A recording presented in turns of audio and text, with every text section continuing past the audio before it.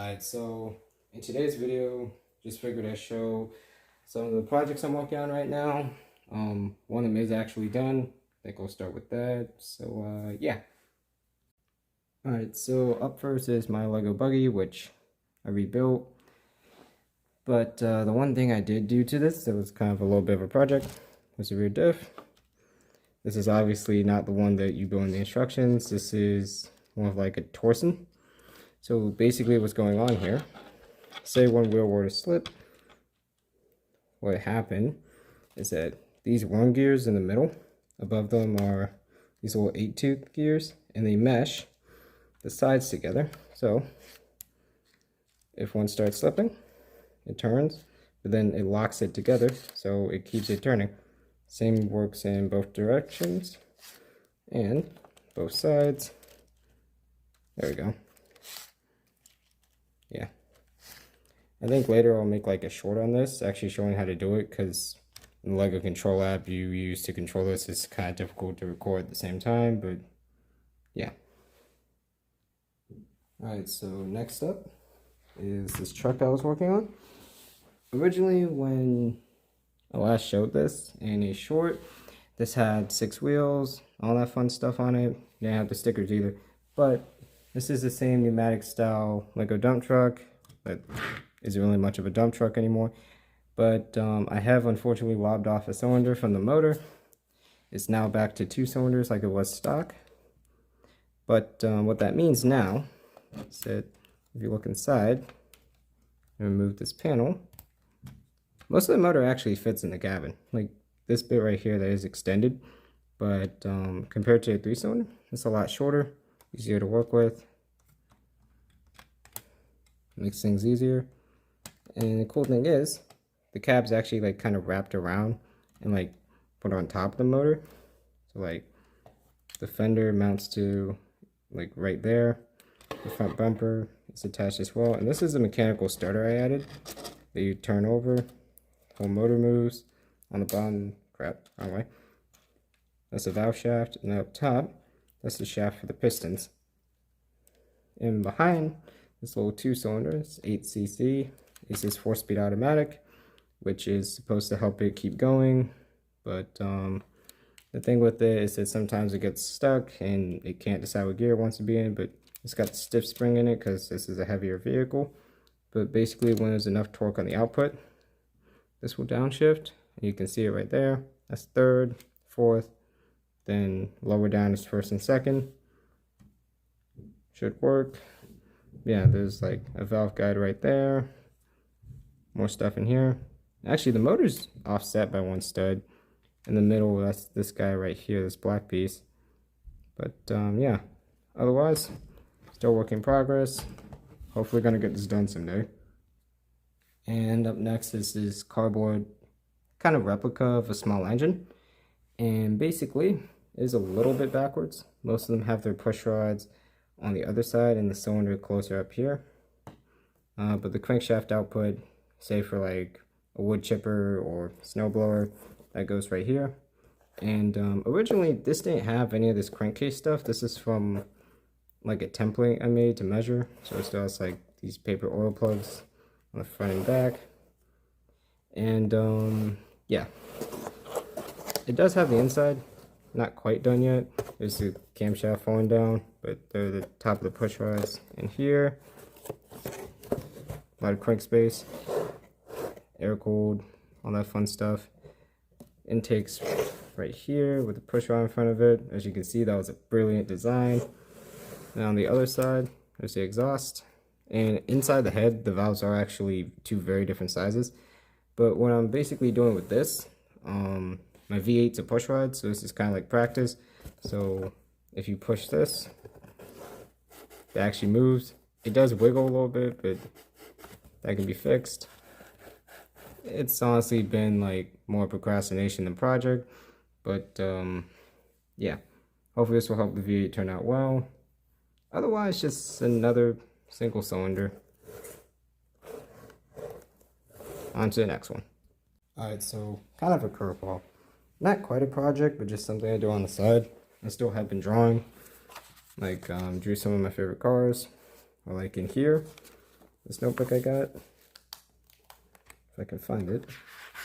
Decoding, well, like kind of understanding some all-wheel drive systems. Like, here's the Sierras. Like, that was the Euro Rally Ford with that cool little whale tail for the Escort and Sierra. But basically, input, front output, that's a green bit, goes to the front.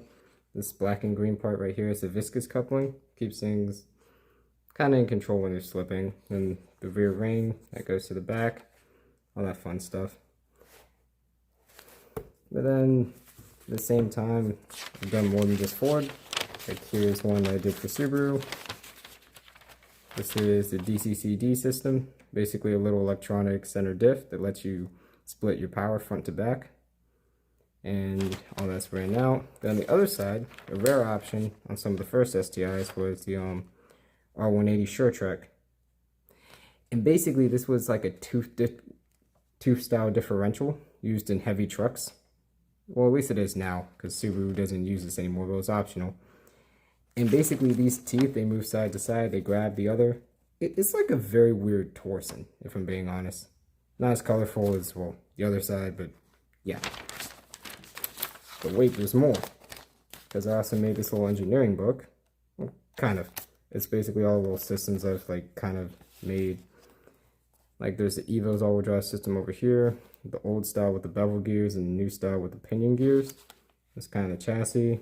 The front differential within the differential with the clutch back. Unlike an STI, Evos go 50-50. They can't really split their torque front to back, but what they can do with this system, they can send 100% of the torque to one wheel. STIs can't do that though. Or like Volkswagen's locking electronic diff that they use on the GTI. Saved them a bunch of time on the Nürburgring.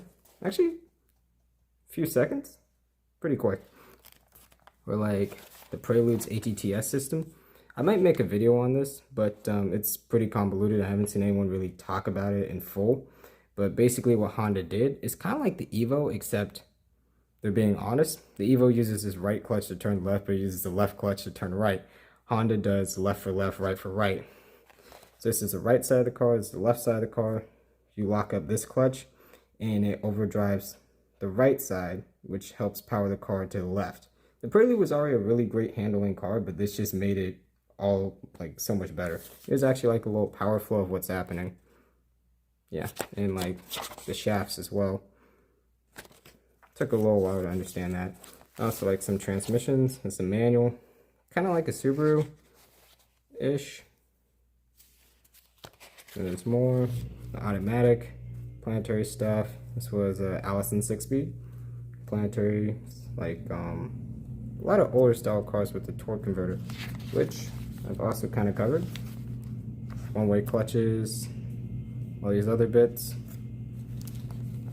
CVTs, which do actually have clutches, and a planetary little gearbox keeps them from going over. Volkswagen's DSG, which is dual clutch, pretty similar to a lot of other systems. The PDK has its gears in a different order though. Or Koenigsegg's Lightspeed, 9 clutches, all these different combos. Watch on Engineering Explained.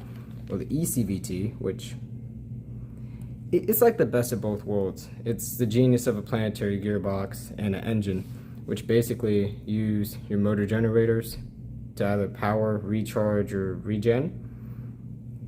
The engine when you absolutely need a bunch of power. But there's still more. Actually, here's the Regera system off of Koenigsegg from a while ago. That car didn't have a transmission, and the reason being, cuts off power losses by quite a bit. They had an electric motor up the front of the motor that started it, like the actual gas engine, the twin turbo. I think it's out of the Agera. Then they had these two on the back. So say you have like this giant car collection, you don't want to start the engine, you just pop it in reverse with the electric motors, kind of like a SF90. You can just move it around like that, which honestly there's still more because I'm a nerd. And I kind of mapped out the Audi R8 and Hurricane system. It's kind of like a reverse Haldex, or similar to a lot of the Atessa systems used in the GTRs. Basically, the car always has this clutch pack engaged, and if it genuinely starts slipping a bunch, it locks 50-50. Something pretty common on a lot of all-wheel drive systems. But there's still more. Did some stuff on clutches. Kind of wrote these out. That was from the Driving for Answers channel. Honestly, pretty great. more still with all-wheel drive. This is the 3000 GT or GTO if you live in Japan, and if you're American, Dodge Stealth. This was a very janky center diff. It uses a case instead of like the ring, like literally everybody else. But inside there's a viscous coupling, and then this yellow bit and this gray bit, there's sun gears, they meet in the middle. And this blue bit, it runs all the way out to a point where you can't see, but that goes back and drives to rear, which is another viscous limited slip. But it's not as confusing as this. But the reason they use pinions and stuff is to get them a mechanical difference when you start steering. So it pushes the car around instead of like just yanking it 50-50 like some Subarus do. Yeah. Bunch of nerdy stuff running down on paper. Like the Ferguson, definitely not confusing. Used in Group B. But yeah, actually I got more projects to show. Let me move on. And now, kind of the start of the show, at least on my projects. This is my Supercharger V8 I've been working on for a while. In case you can't tell, it is one of, if not the biggest cardboard motor I've ever made. It's kind of like based off the Hemi, which is basically this valve system. It's kind of like this double overhead cam. So they angle the push rods out. One goes in, one goes further out to reach the exhaust side. And back in the day, that gave Dodge a power advantage, and they still kind of use it. The cylinder heads aren't as like nearly egg-shaped as they used to be, but it's still kind of unique to Hemis. But let me just show this. Yeah, so basically I just took the supercharger off, makes it easier to show. So sticking out on both sides are all 16 push rods going to each cylinder. This is the bottom of the head. I haven't like really started that yet, but a lot of it is kind of underway, at least on the bottom half. Still gotta do the top. This was kind of like a template for a 5-sided rotary I saw. Figured I'd use it to like try and show where the oil pump would go. Not really how the Hellcat's pump looks, but close enough. On the front, you do have that very familiar triangle shape for the timing stuff. This is the output of the crankshaft for the front that would go up here to the cam gear. The cam tunnel is there.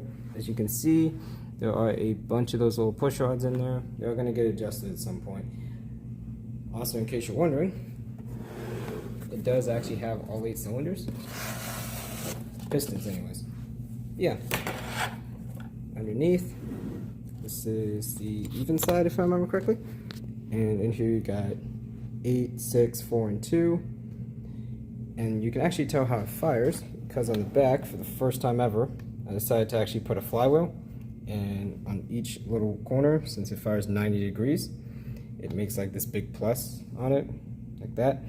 And over here you have, I believe, 4 and 7, wrote them in Roman numerals. It actually looks kind of cool.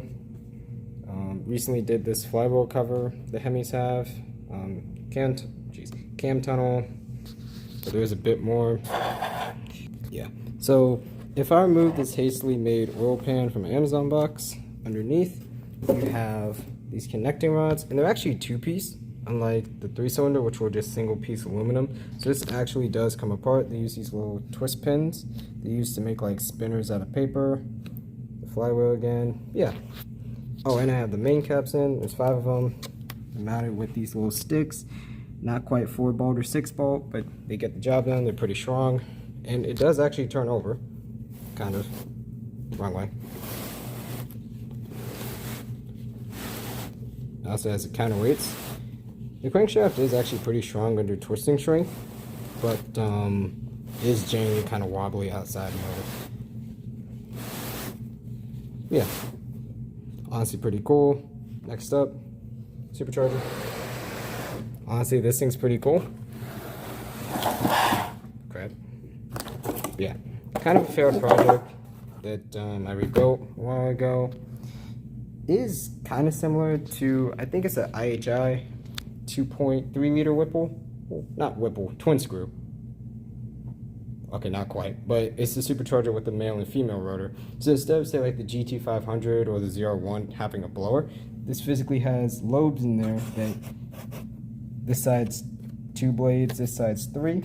So when they meet, if it was actually done properly, it would genuinely compress the air and blow it out into this completely unfinished upper bit where the intercooler are supposed to go on either side and then connect to the runners. But I did go through the effort of making this little bypass, like on the real deal. That's a little circle bit sticking off the giant housing, which I did kind of have a plan for. There's this cool shipping box. It's kind of like H-shaped. Kind of reminds me of the 36R like intake track, but it would go in through here. These intake bits on superchargers, they kind of float where the rotors mount and lets the air in. On the other side, not as much because I needed support for the shaft. As you can see, the rotors moving. Yeah, they're not quite that crazy twist most superchargers have, but it's good enough. Still in a work in progress. But yeah, it'd take the air in through here, it would go get compressed towards the back. The reason they twist the lobes on real superchargers is so it's a nice smooth, like linear movement of air instead of just chopped up pulses like you get in some intake systems. But yeah, they would go up into here, down to the runners in the intercooler on either side. Yeah, so far so good. Alright, and the last kind of project I have to show is this Inline 6. So if you haven't seen, I made a short on this a little while back. Basically what I'm trying to decide is what do I model it after. The rotary is a 13B, the 3-cylinder is something. Honestly, I don't know, I just freestyled it. But so far, basically these very long cams, thinking double, something like a Beamer. But yeah, honestly want to hear your ideas. What should it be modeled after? Like the B58, the 2JZ, the RB26, the 6.7 Cummins. Yeah, just honestly kind of wondering. Thanks for enduring my rant. Might be back with more videos. Thanks for watching.